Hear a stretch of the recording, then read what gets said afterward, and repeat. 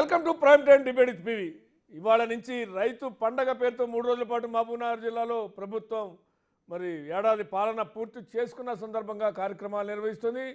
ఈ సందర్భంగా ఎగ్జిబిషన్ అంటే ప్రధానంగా వ్యవసాయ రంగంలో వస్తున్నటువంటి ఆధునీకరణ, ఇతర రైతులకు అవగాహన కలిగించేటువంటి అనేక స్టాల్స్ ఏర్పాటు చేయడమే కాకుండా 3 రోజుల పాటు రైతులకి అవగాహన కల్పించాలి, వ్యవసాయంలో మెలకువలు ప్రపంచంతో పోటీ పడే విధంగా చేయాలి అనేటువంటి సంకల్పంతో ఒకటైతే, ఇక ఏడాదిలో రైతులకు తామేం చేశాము, రైతు హామీ ప్రకారం ఇచ్చిన హామీ ప్రకారం రైతు రుణమాఫీ, ఇతర ఏవేమి 500 రూపాయల సబ్సిడీ సన్నాలకి ఇతర విషయాలని ప్రజలకి తీసుకెళ్ళాలి, రైతులకు చెప్పాలి అనేటువంటి సంకల్పంతో ప్రభుత్వం ఏర్పాటు చేసింది.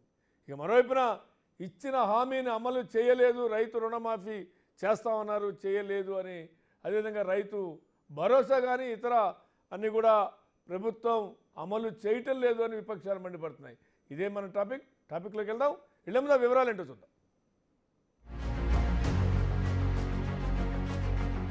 తెలంగాణలో రైతు క్షేమం చుట్టూ పొలిటికల్ డైలాగ్ వార్ ఎప్పుడూ నడుస్తూ ఉంటుంది. ఇప్పుడు రేవంత్ ప్రభుత్వం వచ్చి ఏడాది అవుతున్న సందర్భంగా రైతులకు ఎలాంటి మేలు జరిగింది, కేసీఆర్ గత 10 ఏళ్ల హయాంలో ఏం జరిగిందన్నది ఇప్పుడు హాట్ డిబేట్ గా మారింది. ఎవరి హయాంలో రైతులకు అసలైన మేలు జరిగేలా నిర్ణయాలు జరిగాయన్నది కీలకంగా మారుతోంది. ఇప్పటికే బీఆర్ఎస్ కాంగ్రెస్ మధ్య చాలా డైలాగ్ వార్ నడిచింది. తమ హయాంలోనే రైతులు బాగుపడ్డారని గులాబీ నేతలంటే, కాదు దగా పడ్డారన్నది కాంగ్రెస్ వాదన. రేవంత్ పాలనలో ఏడాదిలోనే రైతులకు ఏమవసరమో అవి జరిగాయని గుర్తు చేస్తున్నారు. రైతుకు నగదు బదిలీ అమలు అన్నది దేశంలోనే మొదటిది. కానీ ఏం లాభం? వ్యవసాయానికిచ్చే సబ్సిడీలకు ఎగనామం పెట్టి ఒకటే అమలు చేయటం వల్ల రైతులకు చాలా సమస్యలు ఎదురయ్యాయి. గతంలో రుణాలపై వడ్డీ మాఫీ జరగలేదు. ఎరువుల సబ్సిడీలు, పనిముట్ల సబ్సిడీ, ట్రాక్టర్ సబ్సిడీ, విత్తన సబ్సిడీ వంటివన్నీ పోయాయి.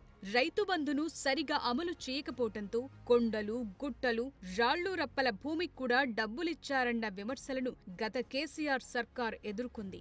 రైతులకు ఎరువులు పూర్తిగా ఫ్రీగా ఇస్తామన్నారు. అది కూడా అడ్రస్ లేకుండా పోయింది. అటు కేంద్రంలోని మోదీ ప్రభుత్వం కూడా రైతుల ఆదాయాన్ని రెట్టింపు చేస్తామనే నినాదంతో అధికారంలోకొచ్చినా ఆ మేరకు ఆదాయం చూపలేకపోయిందన్న విమర్శలున్నాయి. వచ్చే ఆర్థిక సంవత్సరం నుంచి తెలంగాణలో రైతులు వాడేటటువంటి 24 లక్షల టన్నులు లేదా 26 లక్షల టన్నుల ఎరువులు ఏవైతుంటాయో 100కు 100% ఫ్రీగా రైతులకు సప్లై చేస్తాం. వర్షాభావ పరిస్థితులు, భారీ వర్షాలు, వరదలకు పంటలు నష్టపోయిన రైతులకు గత 10 ఏళ్లలో 2 సార్లు మాత్రమే గత బీఆర్ఎస్ సర్కార్ నుంచి నష్టపరిహారం లభించింది. Input subsidy ఎత్తివేశారు. 2016, 2017, 2019, 2020లలో పంట నష్టంపై ప్రాథమిక అంచనాలు రూపొందించినా పక్కన పెట్టేశారు. కానీ ఇప్పుడు మాత్రం రేవంత్ సర్కార్ పంటల బీమా కోసం 1300 కోట్లు కేటాయించింది. వచ్చే ఖరీఫ్ సీజన్లో పంటలు నష్టపోయినప్పుడు రైతులకు ప్రయోజనం కలుగుతుంది. తెలంగాణ పునర్నిర్మాణంలో రాష్ట్ర సమగ్రాభివృద్ధి కోసం రైతు కమిషన్, రైతు కేంద్రిత విధానాలు ఒక్కొక్కటిగా ప్రాధాన్యమివ్వటం ద్వారా సీఎం రేవంత్ రైతులకు భరోసా కల్పిస్తున్నారు. రైతు కమిషన్ సఫలమైతే విప్లవమేనన్నది వ్యవసాయ రంగ నిపుణుల మాట.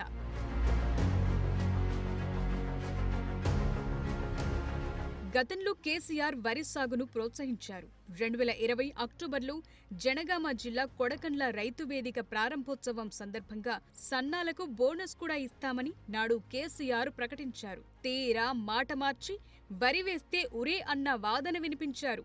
కానీ ఇప్పుడు రేవంత్ ప్రభుత్వ హయాంలో సన్నాలకు 500 రూపాయల బోనస్ అందుతోంది. బోనస్ కింద 355 కోట్లకు పైగా చెల్లింపులు కూడా చేసింది. ఇదే మార్పు అని కాంగ్రెస్ నేతలు గుర్తు చేస్తున్నారు.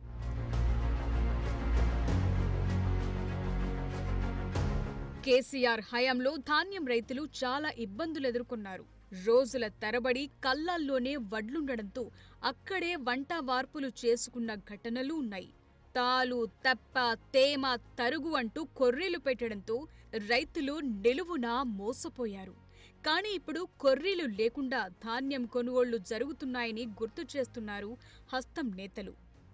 రైతుల సంక్షేమం, అభివృద్ధి కోసం తొలి ఏడాదిలోనే 54,280 కోట్లు ఖర్చు చేసినట్లు రేవంత్ ప్రభుత్వం తాజాగా రైతు సదస్సు సందర్భంగా గుర్తు చేసింది.